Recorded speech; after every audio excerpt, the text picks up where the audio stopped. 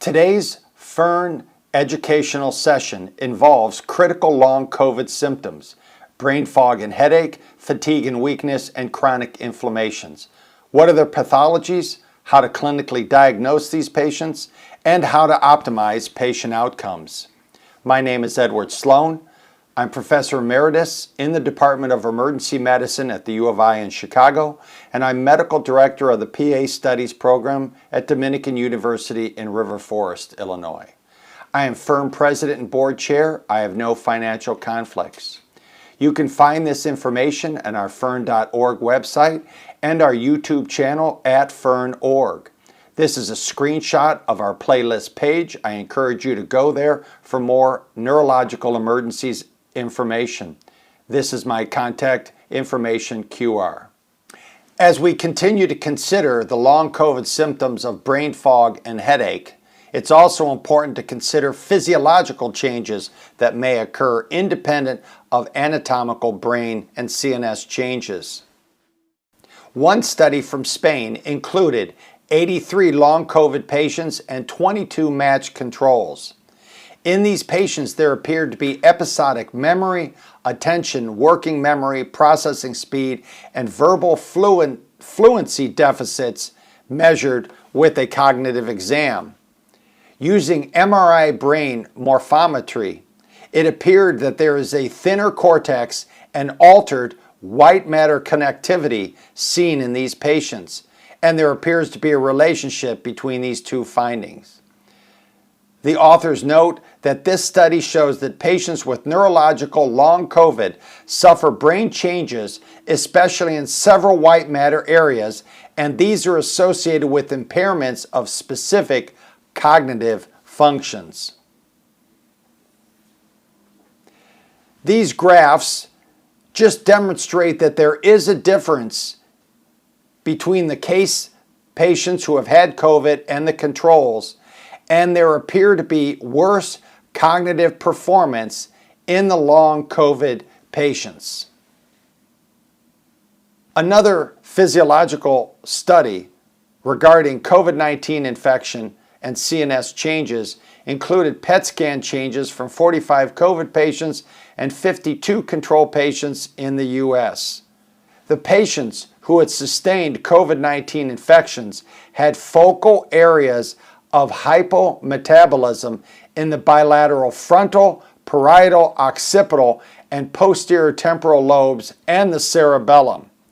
So this peaked at 2 and was nearly complete at 6 months and appeared to resolve by 12 months. There was also a hypermetabolism seen involving the brainstem, cerebellum, limbic structures, frontal cortex, and periventricular white matter that was seen between 2 and 6 months after the CNS infection by COVID-19. Patients with older age, acute neurological symptoms, and worse disease severity scores were correlated positively with these metabolic changes observed on PET scan. From this study, the authors comment, the present study demonstrates a pattern of reversible brain PET hypo and hypermetabolic changes in patients with confirmed SARS-CoV infection. And they state, even so, metabolic changes were detected in asymptomatic patients and patients without symptoms, strongly suggestive of COVID-19. Because these changes occurred even in patients with none or mild COVID-19 symptoms, it does suggest we have more to learn about physiological changes seen with COVID-19 infection. So in conclusion, regarding brain fog and headache, what do we know now about the anatomical and physiological changes seen with COVID-19 infection? With COVID-19 infection, brain fog and headache are common. Headache exacerbations complicate patient functioning following the acute COVID infection. Retained bone marrow and meninges C19 spike protein may be one of the causes of long COVID symptoms. There are also structural brain changes seen, including atrophy and specific cell damage.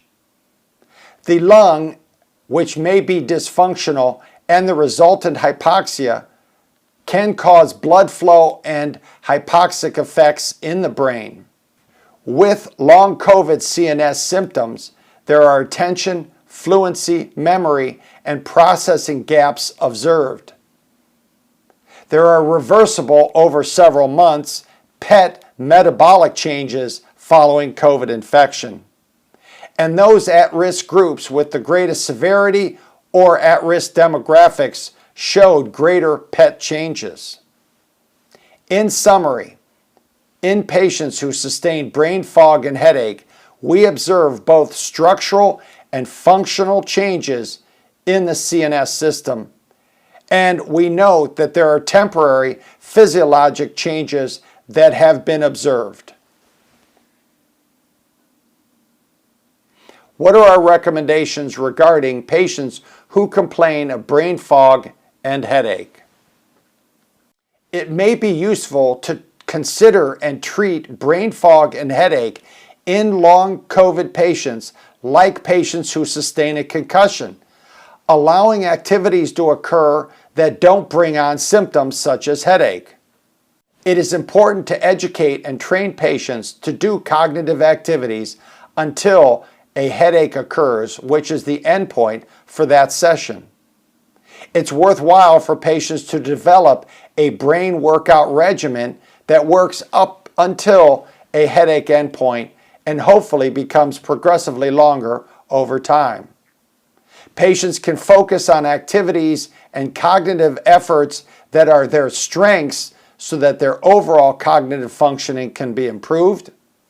And those patients who have frequent recurrent migraines can use preventative medications and pre-treat when they know they are going to have heavy cognitive sessions during the day.